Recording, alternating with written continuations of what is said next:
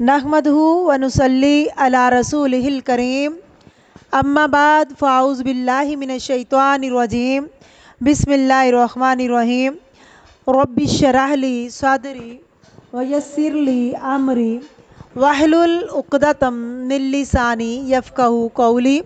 سورۃ النساء آیت نمبر 45، لفظی ترجمہ اور تفسیر۔ واللہ اور اللہ تعالیٰ عالم زیادہ جانتا ہے بِأَعْدَائِكُمْ تمہارے دشمنوں کو، وکفا اور کافی ہے باللہ اللہ ولیہ دوست، وکفا اور کافی ہے باللہ نصیرا اللہ مددگار۔ تفسیر۔ بسم اللہ الرحمن الرحیم۔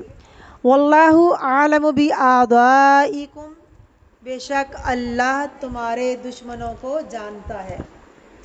تم نہیں جانتے کہ کون تمہارے ساتھ دشمنی کر رہا ہے، اللہ رب العزت تمہارے دشمنوں کو بھی جانتا ہے۔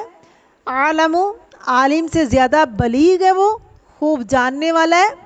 اصل میں کیا ہے، ہمیں بعض اوقات خود نہیں پتہ ہوتا کہ کون ہمارا دوست ہے اور کون ہمارا دشمن ہے، کیونکہ بعض لوگ دوستی کے روپ میں دشمن ہوتے ہیں، کیونکہ اچھا دوست وہ ہوتا ہے جو خود بھی ہدایت پر ہو اور آپ کو بھی ہدایت پر رکھے، اور برا دوست کون ہے، جو خود بھی بھٹکا ہوا ہو، خود بھی گمراہ ہو اور آپ کو بھی بھٹکا دے، آپ کو بھی گمراہ کرنے کی کوشش کرے۔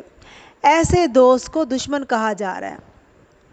وکفا باللہ ولیہ اور کافی ہے اللہ دوست، کیونکہ انسان کو پھر یہ مشکل ہوتی ہے نا کہ اگر میں نے اس کی بات نہ مانی تو میری دوستی ٹوٹ جائے گی، یہ مجھے چھوڑ دے گا۔ آپ کو بھی زندگی میں تجربے ہوئے ہوں گے اور مجھے بھی کافی تجربہ ہے کہ اگر دین کی طرف آنے لگے گا تو کچھ دوست آپ کے ناراض ہو جائیں گے کہ ہم تو بور ہو گئے، تم تو کسی کی غیبت نہیں کرتے۔ اللہ رب العزت کیا فرما رہے ہیں کہ اللہ کی دوستی کافی ہے۔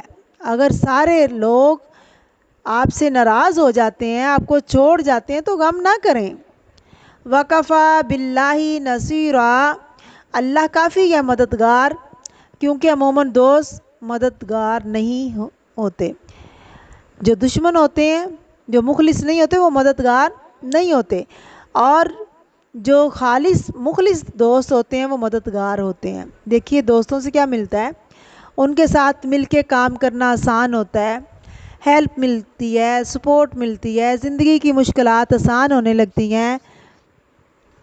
دوستوں کا لطف تو یہاں اللہ رب العزت نے بتایا کہ دوستوں کے ساتھ زندگی کیسی ہے انسان کی، تو یہاں اللہ رب العزت فرما رہے ہیں کہ ایسے دوستوں سے بچ کے رہنا، اور اگر تمہیں دین کی خاطر لوگ قربان بھی کرنے پڑے تو تم کر دینا، ان کی مدد کے، ان کے تعاون کے تم محتاج نہ رہنا، اللہ رب العزت پہ بھروسہ کرنا، تو یہ جو سودا نہیں، یہ گھاٹے کا نہیں تمہیں ہوگا۔ وکفا باللہ نصیرا جب اللہ کی ولایت، اللہ کی نصرت کسی کو نصیب ہو جائے، پھر اس کی زندگی میں کوئی کمی ہو سکتی ہے؟ نہیں ہو سکتی۔ جس کو اللہ کا ساتھ مل جائے اسے کسی چیز کی کمی نہیں ہو سکتی۔